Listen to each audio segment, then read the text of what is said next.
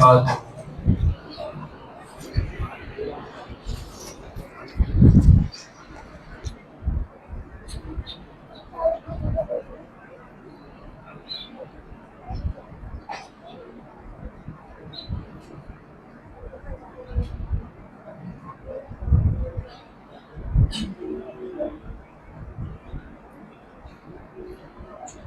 ماشاء اللہ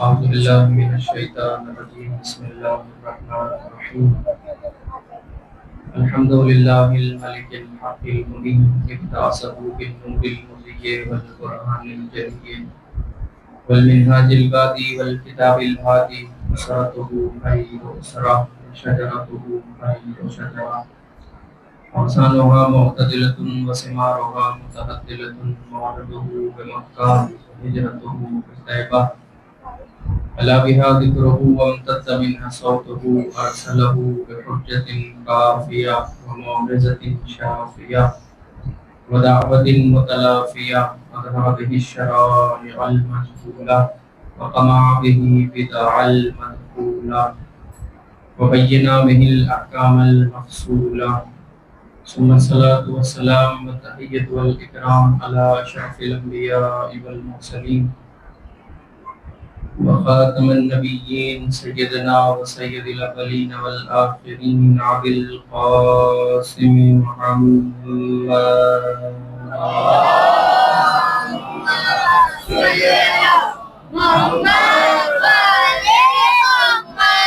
وعلى أهل بيته الطيبين الطاهرين المعصومين المظلومين المنتخبين المنتجبين الهداة المهديين واللعنة الدائمة الباقية على أعداء الدين أجمعين. أما بعد فقد قال الله الحكيم في القرآن الكريم بسم الله الرحمن الرحيم ألم تر كيف ضرب الله مثلا كلمة طيبة كشجرة طيبة أصلها ثابت وفرعها في السماء. صلوات پڑھیے محمد وعلى محمد.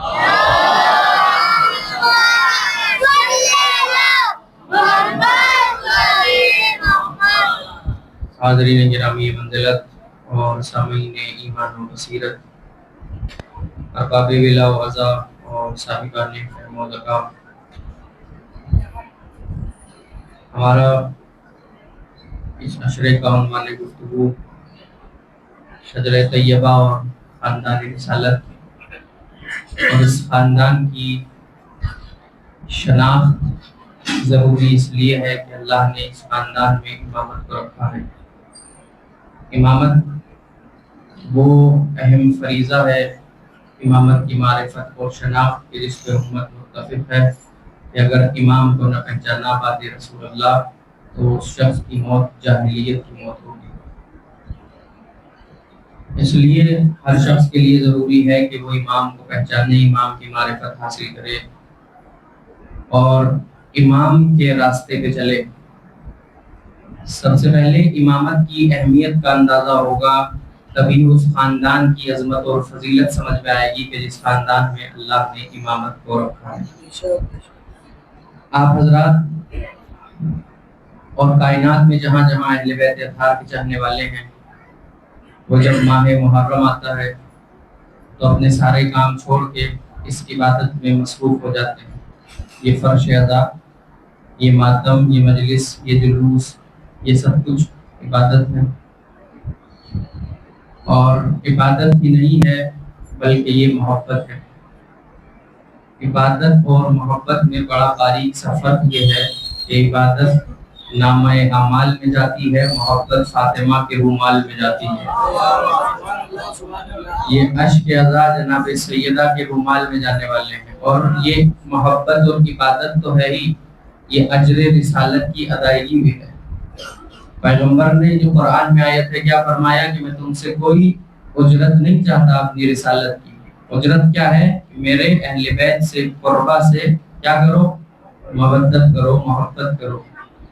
یہ عزاداری اس اجر رسالت کی ادائیگی کا نام ہے. اور یہ آپ سب مجھ سے بہتر جانتے ہیں کہ جب تک کسی چیز کی اجرت نہ دی جائے تب تک وہ چیز لینے والے کے لیے حلال نہیں ہوتی.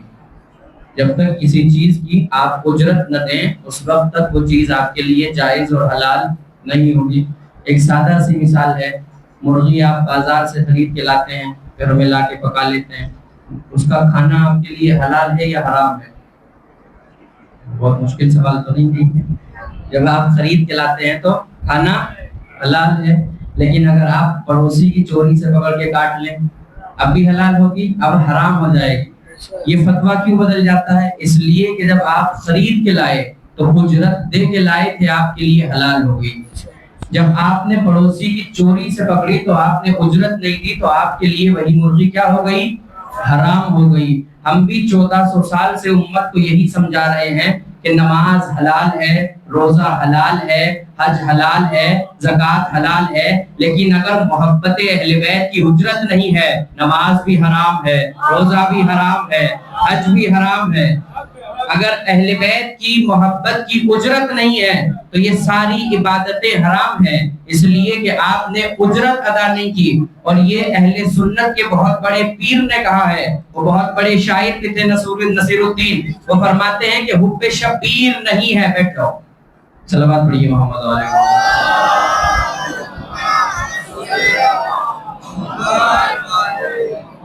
हुब्बे शबीर नहीं है तो इबादत है हराम, हुब्बे शबीर नहीं है तो इबादत है हराम।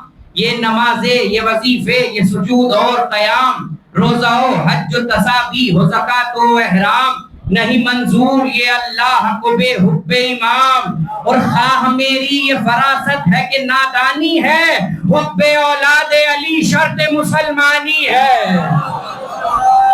अहले बैत की मोहब्बत अगर नहीं है तो इंसान न मुसलमान होगा न इंसान मोमिन होगा।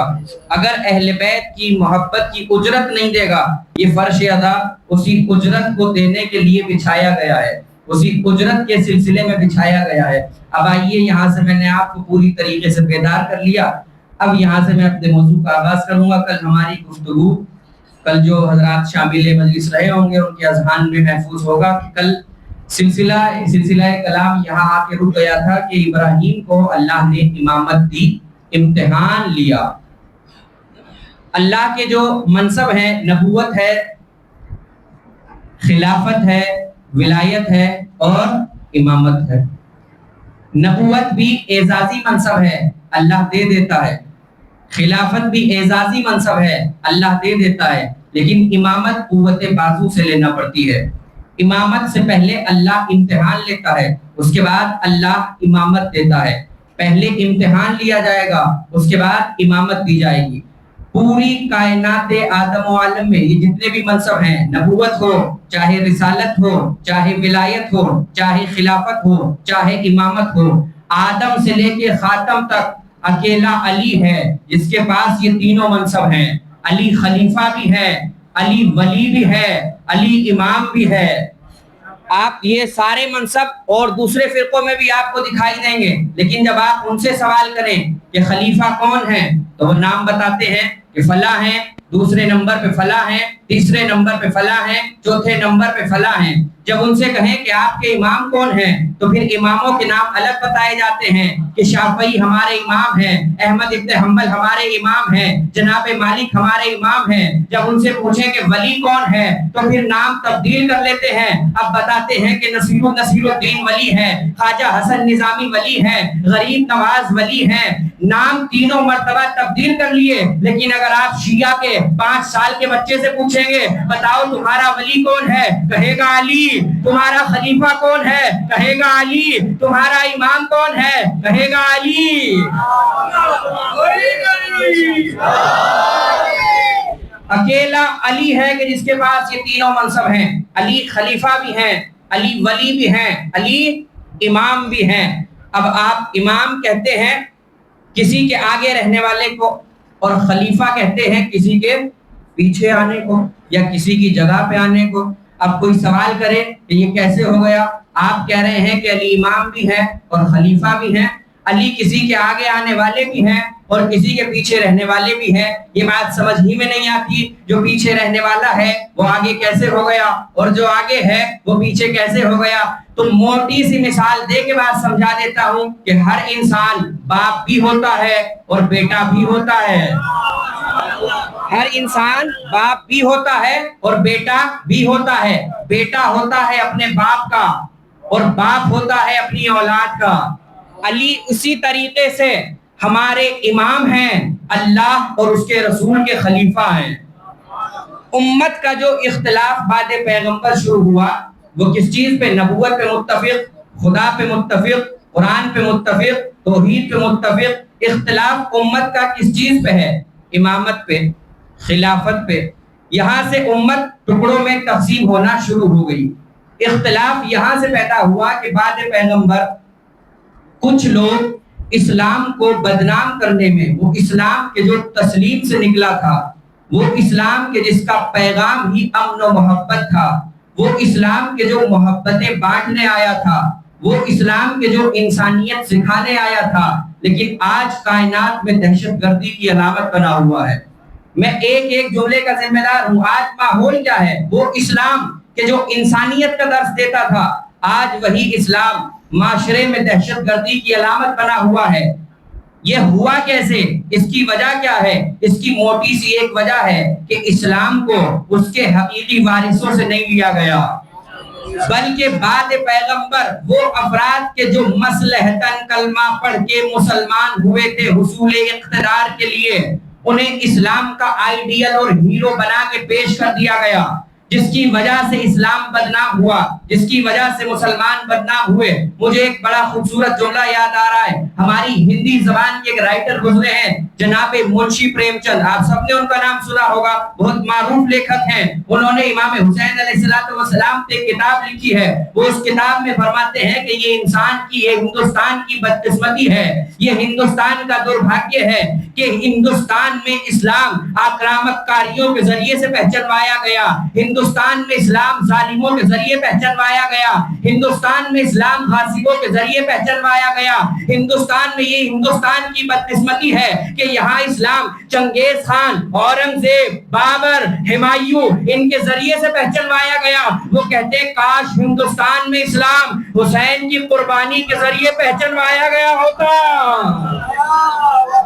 اگر ایسا ہوا ہوتا تو نہ اسلام رسوا ہوتا نہ مسلمان رسوا ہوتے. اگر حسین کی قربانی کے ذریعے سے اسلام کو پہچانوایا گیا ہوتا تو یہ اسلام کے ساتھ حادثہ کیا ہوا؟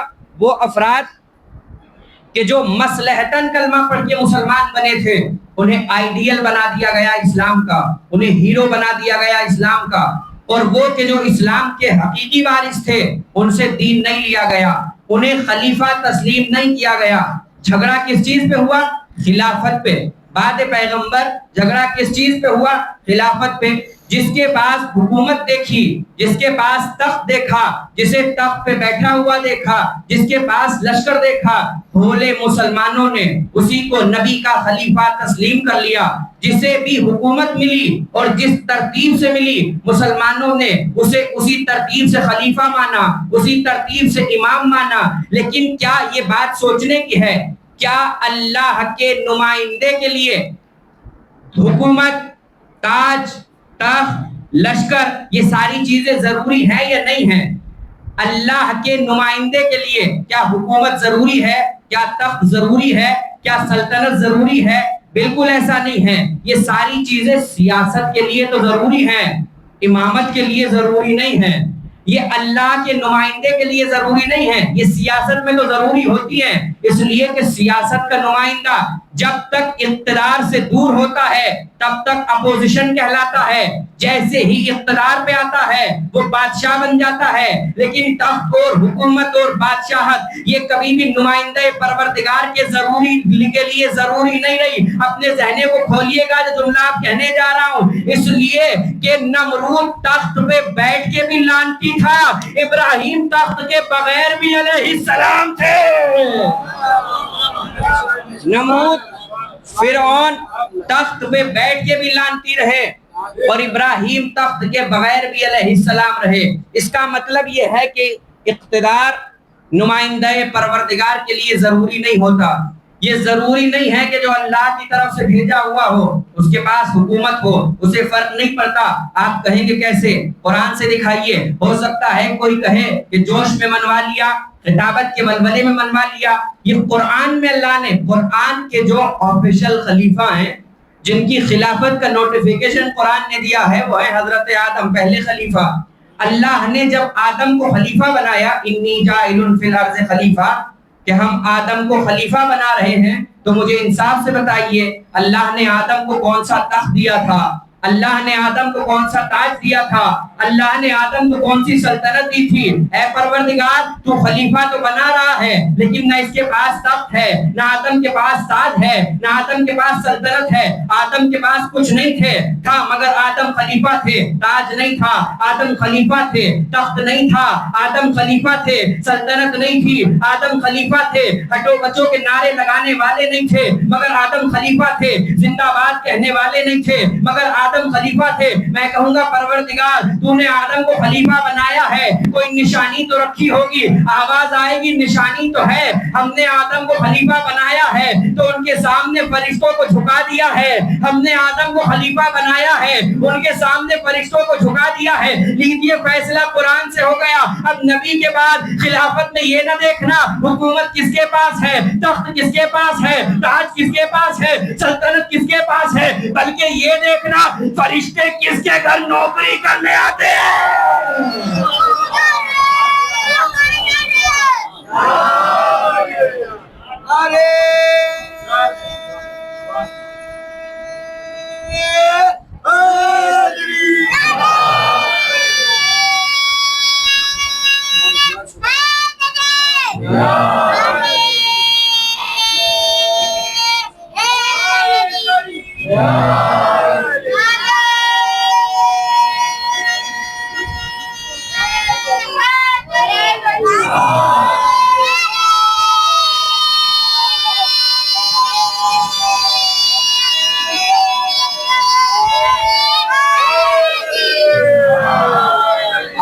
اللہ کے خلیفہ ہیں، ان کے پاس نہ حکومت تھی، نہ تخت تھا، نہ تاج تھا، مگر خلیفہ تھے، نمائندہ پروردگار تھے۔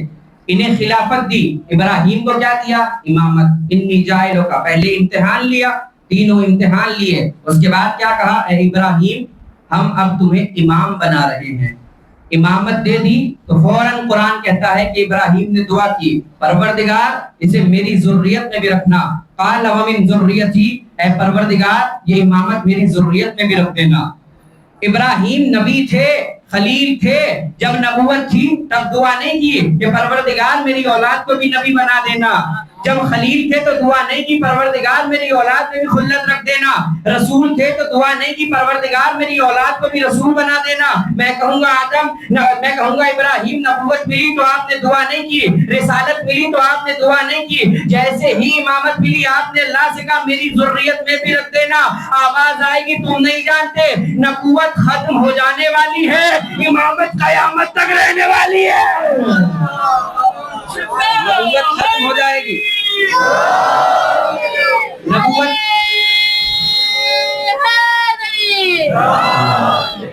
نبوت ختم ہو جانے والا منصب ہے اور امامت قیامت تک باقی رہنے والا منصب ہے۔ امام وہ ہوگا کہ جسے پروردگار چنے گا۔ امامت کس لیے ضروری ہے؟ کہ بعد پیغمبر ہدایت کا کاروان امامت ہی کے ذریعے سے چلے گا۔ اگر امام کو نہیں پہچانا تو ساری امت گمراہ ہو جائے گی۔ اس لیے امام کی معرفت اتنی ضروری ہے کہ آپ اور ہم امام کو پہچانیں کہ صحیح امام۔ جب اختلاف ہے تو جھوٹے بھی بنے، جھوٹے تو بنتے ہی رہتے ہیں، خدا کے مقابلے میں بھی تو لوگ جھوٹے بنے، جھوٹے نبی بھی بنے، جھوٹے خدا بھی بنے، جھوٹے امام بھی بنے، لیکن پہچاننا امت کے لیے فرض ہے کہ سچا امام کون ہے اور جھوٹا امام کون ہے۔ اب آئیے تھوڑی دیر کے لیے ہم قرآن سے فیصلہ کریں گے، ساری بات قرآن سے ہونی چاہیے۔ حالانکہ میں تو حدیث پڑھ سکتا ہوں، اس لیے کہ میں نے تو نہیں کہا تھا کہ مجھے قرآن کافی ہے، لیکن اگر حدیث پڑھیں گے تو ہو سکتا ہے کچھ لوگ اعتراض کریں حدیث تو ضعیف بھی ہوتی ہے، حدیث تو مرسل بھی ہوتی ہے، حدیث میں تو بہت ساری اقسام ہیں، لیکن قرآن کو تو کسی کا باپ بھی چیلنج نہیں کر سکتا۔ جیسے ہی قرآن کو چیلنج کرے گا فوراً دائرہ اسلام سے باہر ہو جائے گا۔ اب آئیے قرآن سے پوچھتے ہیں کہ قرآن امام کسے کہتا ہے؟ امام پہچاننا کیوں ضروری ہے؟ اس لیے کہ سارا دار و مدار دین کا امامت پہ ہے۔ امام کو نہیں پہچانا تو راستے سے بھٹک جائیں گے، گمراہ ہو جائیں گے، جہنم میں جائیں گے۔ امام لغوی اعتبار سے امام کہتے ہیں، جیسا کہ میں نے ابھی عرض کیا، جو آگے ہوتا ہے اسے امام کہا جاتا ہے۔ آگے رہنے والے کو کیا کہیں گے؟ امام۔ جو آگے ہوگا وہ امام کہلائے گا۔ اور یہ قرآن مجید میں آیت ہے، قرآن نے بتایا، یہ فیصلہ بھی قرآن سے ہوگا کہ کچھ لوگ جھوٹے امام ہوتے ہیں، کچھ لوگ سچے امام ہوتے ہیں۔ سچوں کو پہچاننا بہت ضروری ہے۔ قرآن کہتا ہے یکتم قومہ فاوردہم النار، قیامت کے میدان میں فرعون اپنی قوم کے آگے آگے آئے گا۔ جو آگے ہوتا ہے وہ کون ہوتا ہے؟ امام۔ فرعون ہوگا قیامت میں اپنی قوم کا امام، اور کرے گا کیا؟ قرآن کہتا ہے فاوردہم النار، ساری کی ساری قوم کو جہنم میں لے کے چلا جائے گا۔ اس کا مطلب یہ ہے کہ ہر امام جنت میں نہیں لے جاتا۔ کچھ امام ایسے بھی ہوتے ہیں کہ جو جہنم میں لے کے چلے جاتے ہیں۔ انسان ساری زندگی محنت کس لیے کرتا ہے؟ جنت میں جانے کے لیے۔ جہنم میں جانے کے لیے تو کوئی بھی نہیں کرتا۔ بھری گرمی میں آدمی روزہ رکھتا ہے، بھوکا پیاسا رہتا ہے، کس لیے؟ جنت میں جائے گا۔ نماز پڑھتا ہے رات کو جاگ کے، اس لیے کہ جنت میں جائے۔ جہاد پہ جاتا ہے اس لیے کہ جنت مل جائے۔ 7-8 لاکھ روپے اب خرچ کر کے حج پہ جائے گا اس لیے کہ جنت مل جائے۔ اور آج کل تو نہ جانے مسلمان کیا کیا کرتا ہے جنت کے لالچ میں، آپ دیکھتے ہی رہتے ہیں، خبریں آتی رہتی ہیں۔ ساری زندگی کی محنت بیکار ہو جائے گی اگر امام غلط چن لیا۔ تو امام کہاں لے جائے گا؟ جہنم میں۔ جیسا کہ فرعون اپنی قوم کا امام ہوگا اور قوم والوں کو جہنم میں لے کے چلا جائے گا۔ قرآن کہتا ہے کہ فرعون ہوگا اپنی قوم کا امام اور اسے لے جائے گا جہنم میں۔ امت محنت کر رہی ہے جنت میں جانے کے لیے، لیکن اگر امام غلط چن لیا، امام لے جائے گا جہنم میں۔ ہمیں جانا جنت میں ہے، تو جب جانا سب کو جنت میں ہے تو سیدھا سیدھا انہی کو امام مانیے جو جنت کے سردار ہیں۔ جب جنت میں جانا ہے تو جنت کے سرداروں کو امام مانیے۔ امام وہ ہوگا کہ جو آگے ہوگا۔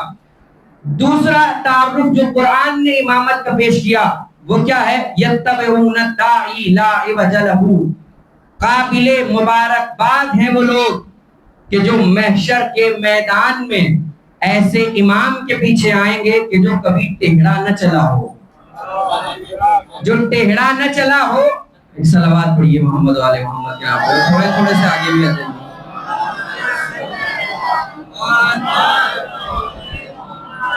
یہ جو آگے پیچھے آنے کے اشارے ہوتے ہیں ایسا ہوتا ہے چلتی ہوئی ٹرین میں کسی نے زنجیر لگا دی ہے۔ ایک صلوات پڑھ لیجیے محمد والے محمد کے نام پر۔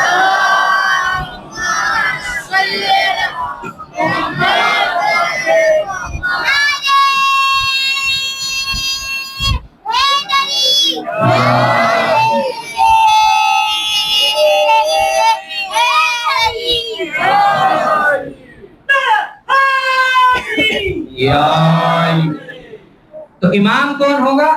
جو ٹیڑھا نہ چلا ہو۔ کامیاب امام وہ ہوگا کہ جو سیدھا سیدھا چلے۔ اور یہ لغت بھی کہتی ہے معمار کے ہاتھ الخیط الذی یؤدی الی البناء، امام یعنی وہ رسی کہ جو دیوار کو ٹیڑھا نہیں ہونے دیتی۔ معمار کے ہاتھوں کی وہ رسی کہ جو دیوار، جس سے دیوار سیدھی بناتا ہے، اس کو کہتے ہیں عربی میں اس رسی کو امام۔ یہ لغت بھی کہتی ہے۔ اور دوسرے کو ٹیڑھا ہونے سے وہی بچا سکتا ہے جو خود کبھی ٹیڑھا نہ چلا ہو۔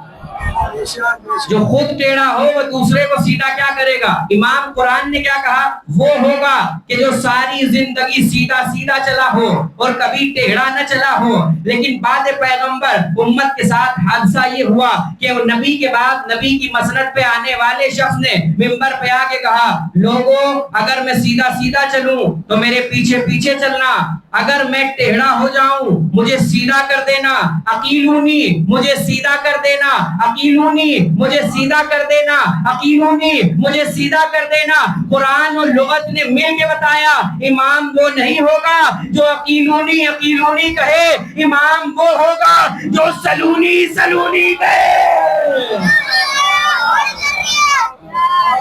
امام وہ ہوگا کہ جو منبر پہ آ کے سلونی سلونی کہے گا۔ اور یہ دعویٰ علی کے علاوہ کسی کو کھپا نہیں ہے۔ کیے ضرور ہیں، میں یہ نہیں کہہ رہا کہ علی کے علاوہ کسی نے کیا نہیں ہے، لیکن علی کے علاوہ کوئی اس دعوے پہ کھرا اترا نہیں ہے۔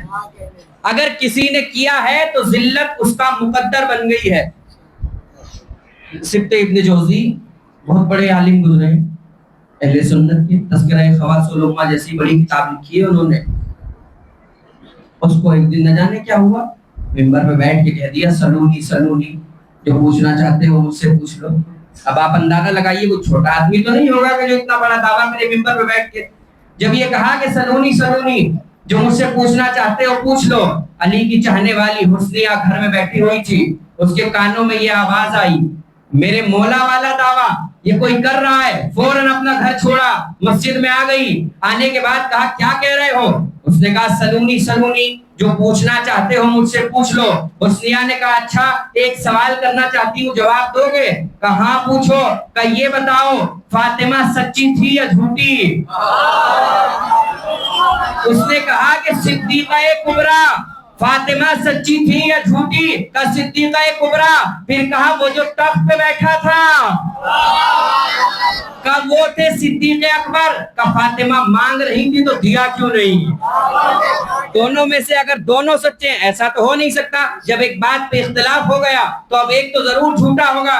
جب حسنیہ نے یہ سوال کیا, پہلا ہی سوال, اور سلونی کا دعویٰ کرنے والا دھڑام سے منہ کے بل گر گیا. اب جب یہ سنا تو جھنجلایا. اب جو کہوں وہ بھی سمجھنا ہے, جو نہ کہہ سکوں وہ بھی سمجھنا ہے. اب یہ جھنجلا گیا. اس نے فوراً کہا کہ یہ بتا اپنی مرضی سے آئی ہے یا اپنے شوہر کی مرضی سے آئی ہے؟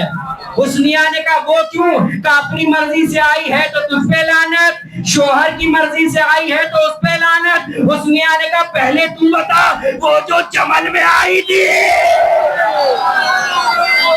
اپنی مرضی سے آئی.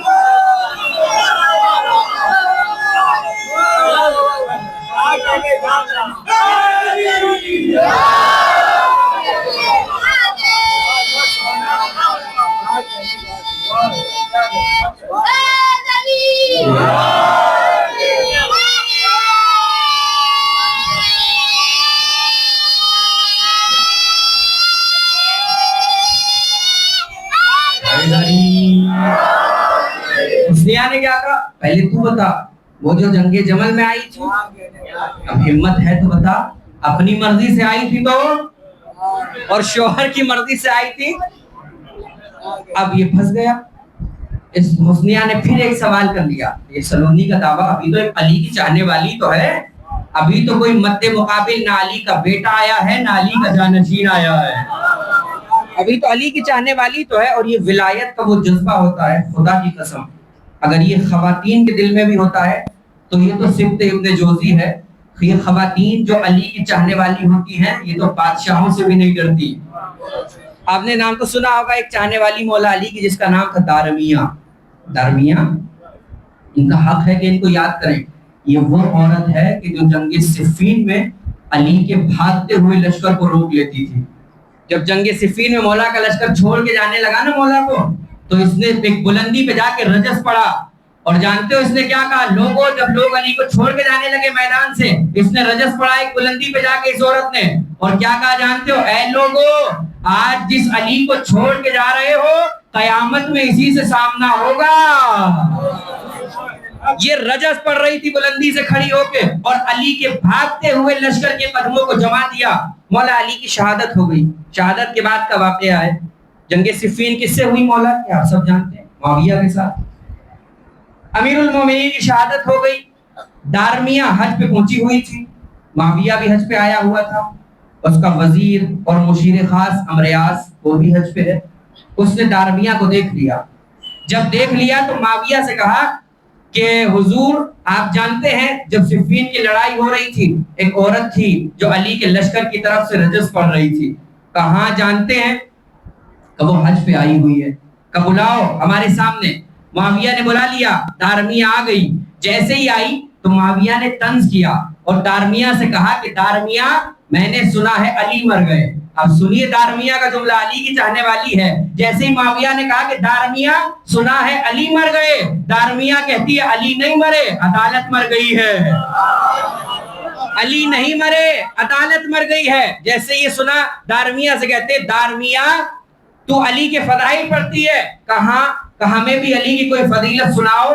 ہمارے سامنے بھی علی کے فضائل پڑھو. دارمیہ نے کہا کہ ابھی موقع نہیں ہے, کہ ہمیں بھی کوئی علی کے فضائل سناؤ. کیا علی کے فضائل ختم ہو گئے ہیں؟ دارمیہ ڈانٹ کے کہتی ہے خبردار, اگر علی کے فضائل پڑھنا شروع کر دوں تو موسم حج تمام ہو جائے گا, علی کے فضائل تمام نہیں ہوں گے. حج کا موسم چلا جائے گا مگر علی کے فضائل تمام نہیں ہوں گے. اب بہت دیر تک جب بات چیت ہوئی تو دارمیہ سے کہا حکیم شام نے کہ دارمیہ اگر ہم تمہیں کچھ دیں گے تو لے لو گی؟ دارمیہ نے کہا کہ ہاں کیوں نہیں دیں گے, دے دیجئے. تو اس نے کہا کہ دے دو دارمیہ کو, ہماری طرف سے لکھو کہ ہمارے مال سے دارمیہ کو سنہرے بالوں والے 100 اونٹ دیے جائیں, عربوں میں اونٹوں کی مہنگی ترین قسم. لکھ دو دارمیہ کو ہمارے بیت المال سے 100 سنہرے بالوں والے اونٹ دے دیے جائیں. اب پھر جملہ سنیے گا, علی والوں اپنے دل کو سنبھالیے گا. جو دارمیہ نے جواب دیا, جب یہ لے لیا دارمیہ نے اور چلنے لگی, حاکم شام نے دارمیہ کو روکا اور روکنے کے بعد کہا کہ دارمیہ اگر علی ہوتے تو کیا تمہیں اتنا دیتے؟ کیا کہا؟ دارمیہ اگر علی ہوتے تو کیا تمہیں اتنا دیتے؟ دارمیہ کے قدم رکے, حاکم شام کی طرف مڑی اور کہا تو اتنے کی بات کر رہا ہے, اگر علی ہوتے مجھے 1 درہم بھی نہ دیتے, اس لیے کہ علی اپنے بیت المال سے غریبوں کا پیٹ بھرتے تھے, آدمی نہیں خریدتے تھے. ایک صلوات پڑھیے محمد و آل محمد کے نام.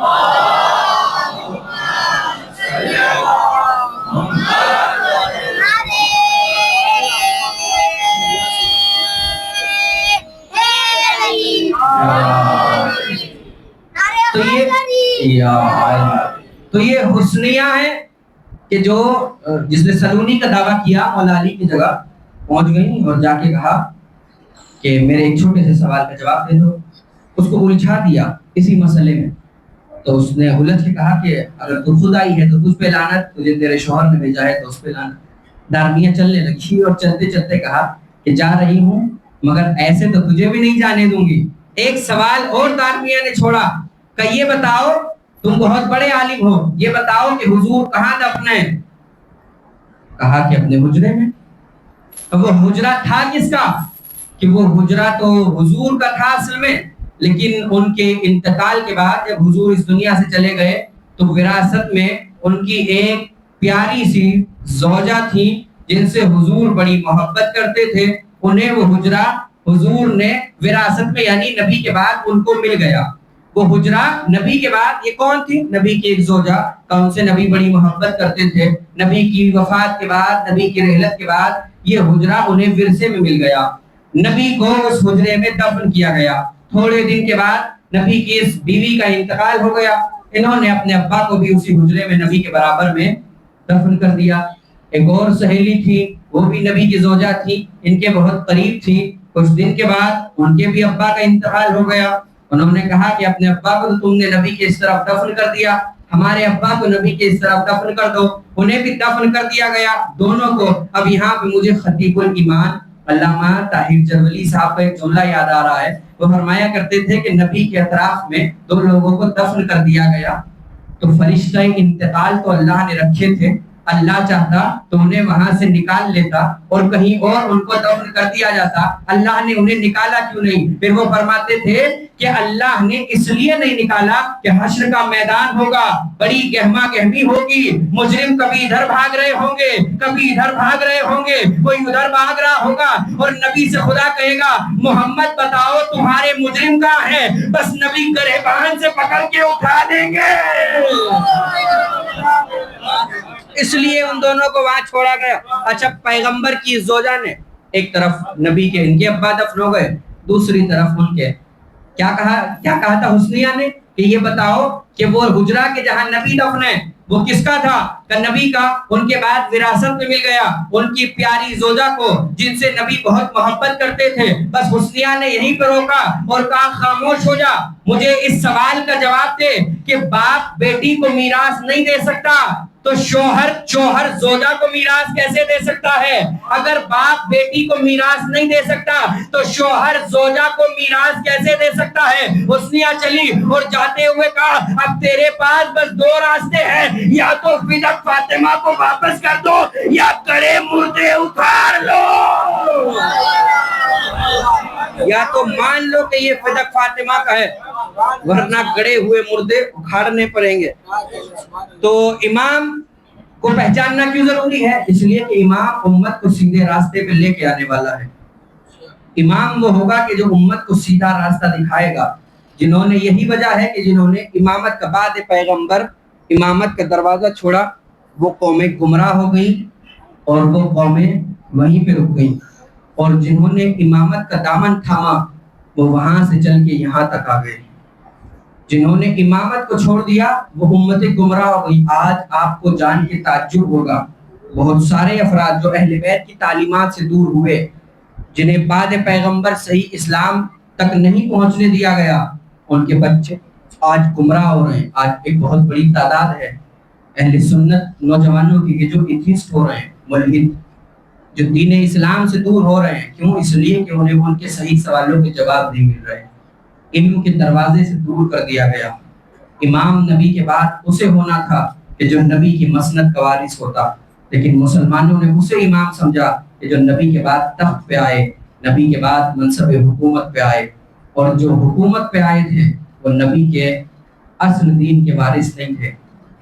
یہی وجہ ہے اگر جو مسند پہ آیا تھا اگر وہ حقیقی وارث ہوتا نبی کے دین کا تو امام حسین علیہ السلام کو قیام نہ کرنا پڑتا۔ یہ واقع کربلا ہر سال امت کو بتاتی ہے کہ جو بادشاہ بنے تھے وہ اور تھے، جو نبی کے دین کے حقیقی وارث تھے وہ اور تھے۔ یہ کربلا کا پیغام ہر سال امت کے لیے ہے۔ یزید کوئی ایک دم سے تو آگے تخت پہ نہیں بیٹھ گیا تھا، یہ پورا سلسلہ ہے، ایک کے بعد ایک ہی اوپر تک جائے گا۔ آج جو لوگ کو جان بچانی مشکل ہو رہی ہے، آج لوگ سوچ رہے ہیں کہ بس یزید کو برا کہو تو کہو، اس سے بات آگے نہ جانے پائے۔ یزید ایک آدمی کا نام نہیں ہے، بلکہ یزید ایک کیریکٹر اور کردار ہے اور ایک تسلسل ہے، اور امام حسین علیہ السلام بھی ایک تسلسل کا نام ہے۔ آج جو بھی اٹھتا ہے وہ یہ کہہ دیتا ہے کہ یزید غلط ہے، حسین صحیح ہے۔ یزید غلط نہیں کہا جائے گا، بلکہ یزید کے پیچھے جو ایک سلسلہ ہے وہ سارا غلط ہے، اور جو سلسلہ حسین ابن علی کا سلسلہ ہے وہ سلسلہ سارا صحیح ہے۔ یزید کا سلسلہ آپ اوپر تک دیکھیے، امام حسین علیہ السلام یہی کہہ کے تو امام نکلے، جب مدینے سے نکلے تو امام نے کیا کہا؟ اننی لم اخرج عشرا ولا بطرا ولا مفسدا ولا ظالما، کہ میں تو نہ فساد کے لیے جا رہا ہوں، نہ ہم طلب حکومت کے لیے جا رہے ہیں، بل خرجت لطلب الاصلاح فی امت جدی، بلکہ میں جا اس لیے رہا ہوں تاکہ اپنے جد کی امت کی اصلاح کر سکوں، واسی سیرت جدی، اور اپنے اجداد کی سیرت کو زندہ کر سکوں۔ امام حسین علیہ السلام نکل گئے، مدینہ چھوڑ دیا، دین پہ وقت پڑ گیا تھا نا، اور مدینہ چھوڑ دیا امام حسین علیہ السلام نے، اپنے ساتھ اپنے خاندان کے افراد کو لے گئے، انہی خاندان کے لوگوں میں جن کو لے جانا تھا ان کو لے گئے۔ امام جانتے تھے کس کا نام محضر شہادت میں ہے، کس کا نہیں ہے، اور کچھ خوش نصیب افراد ایسے بھی تھے خاندان اہل بیت کے کہ جو اسی کربلا کا حصہ رہے مگر کربلا سے پہلے شہید ہو گئے۔ ان میں سے امام حسین علیہ السلام کے سفیر ہیں جناب مسلم ابن عقیل۔ امام حسین علیہ السلام نے خط میں یہی تو لکھا تھا کہ میں تمہاری طرف اس شخص کو بھیج رہا ہوں جو کون ہے؟ میرا چچا زاد ہے، میرا ثقہ ہے، انی باعث الیکم، میں تمہاری طرف اسے روانہ کر رہا ہوں، اخی جو میرا بھائی ہے، وابن عمی جو میرا چچا زاد ہے، وصفتی میں نام لگائی تھی، اور میرے خاندان میں سب سے زیادہ میرے بھروسے کا آدمی۔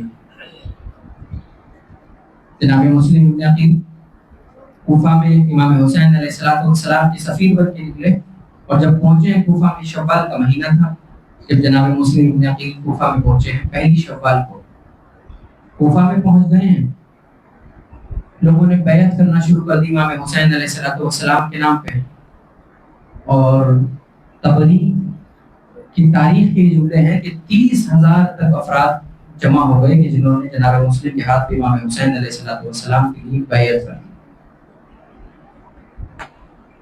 اور اس کے بعد زمانہ کس طریقے سے پلٹا وہ سارے حالات آپ کے ذہنوں میں محفوظ ہیں کہ امام حسین علیہ السلام کے یہ سفیر تنہا ہو گیا۔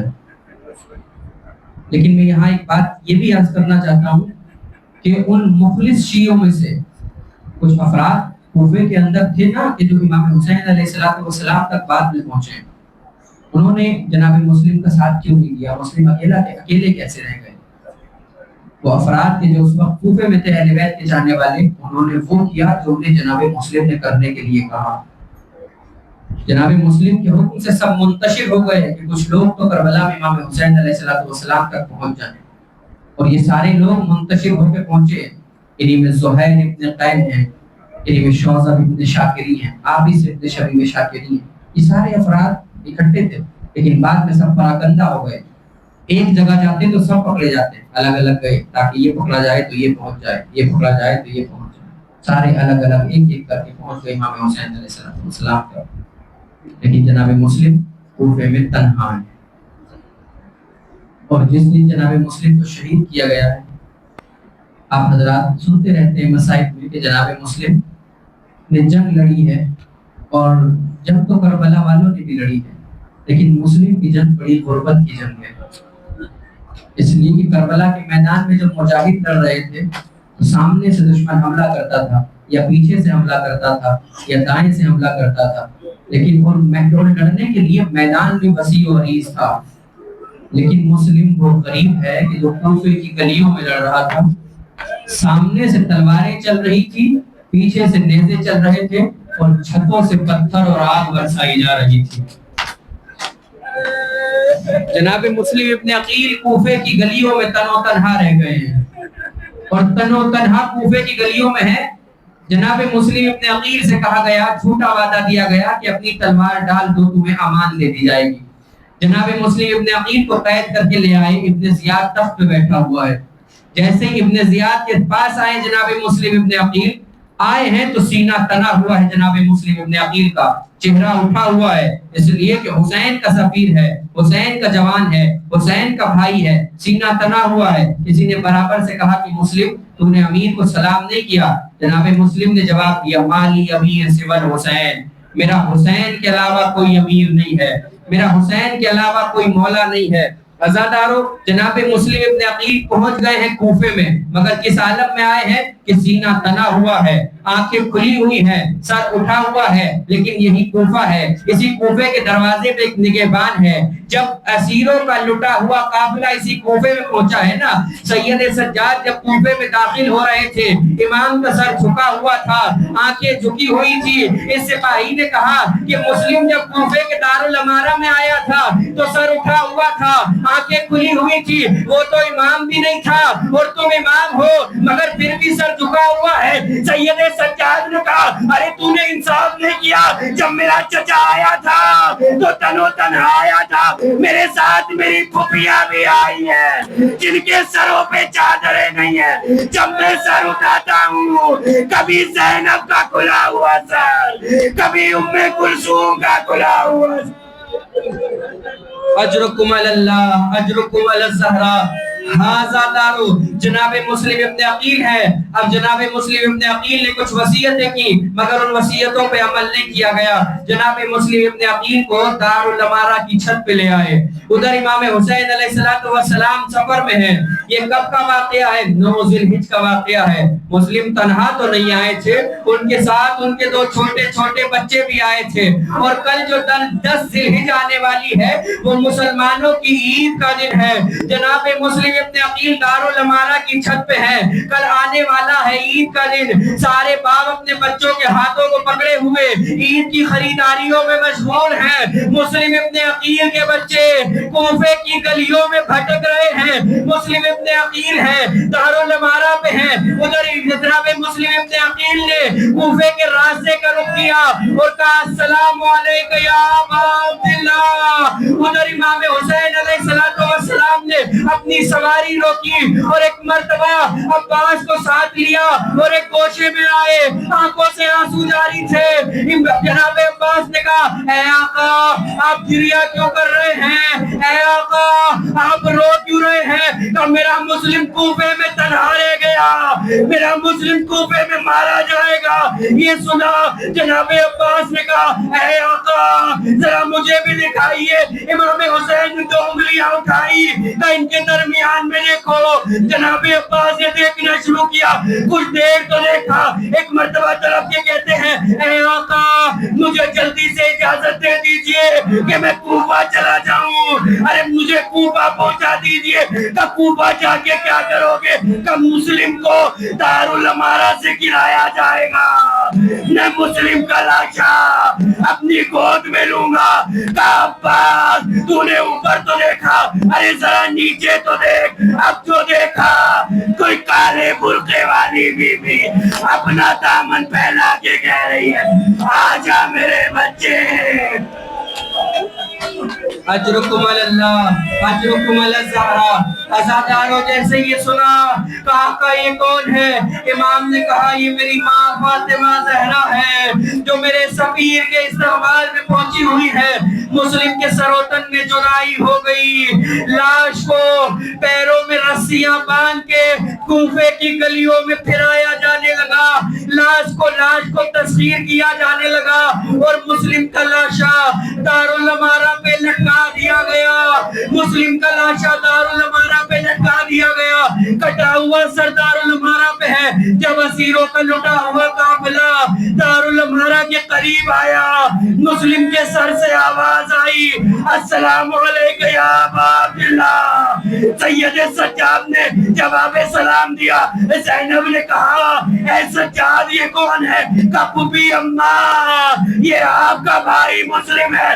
زینب نے بس ایک سوال کیا اے بھیا تیری بہن تیرے دیس میں آئی ہے, میرے سر پہ چادر نہیں ہے, اے بھیا مجھے ایک چادر اڑا دے. کٹے ہوئے سر سے آواز آئی اے شہزادی میری لاش تو کفن کے لیے محتاج ہے.